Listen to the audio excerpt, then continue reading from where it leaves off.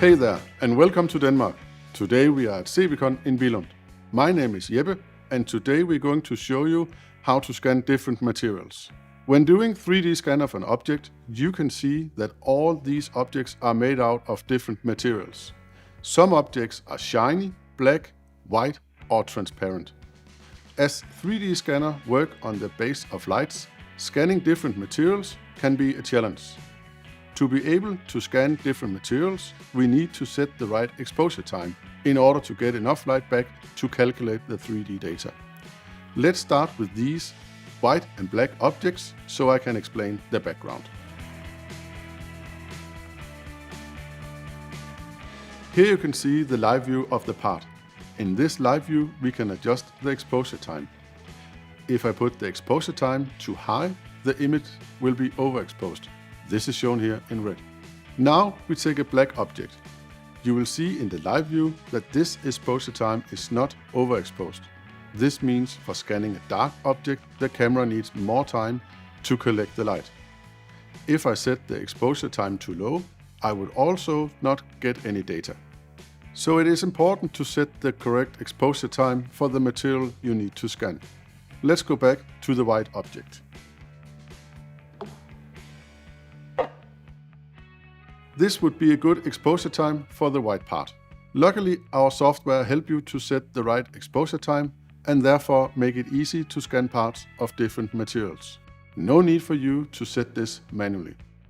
If you put an object in front of the scanner, the software can detect the material color and will set the right exposure time to be able to scan it.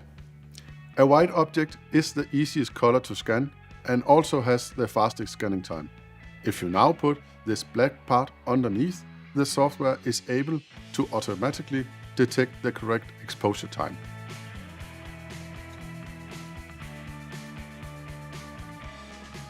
The scanning will take a bit longer as black absorbs more light and therefore need more time to get light back. Let's go to another material.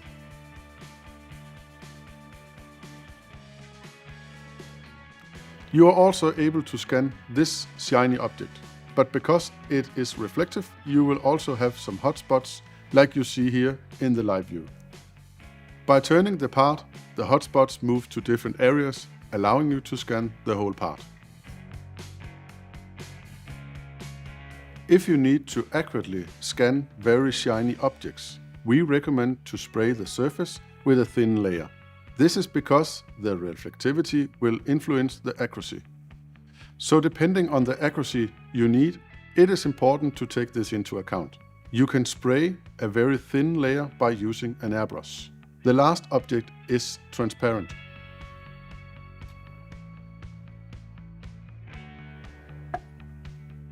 In order to scan a transparent object, you need to spray the surface. If you do not spray the surface, the light of your 3D scanner will penetrate the object, generating bad data or no data at all. Today you already have some sprays on the market, which makes it unnecessary to clean the part afterwards, as the spray vaporizes.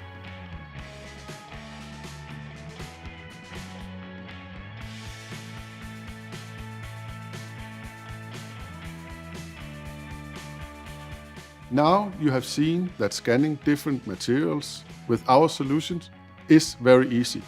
You do not need to be an expert to set the right exposure time, as our software does this for you.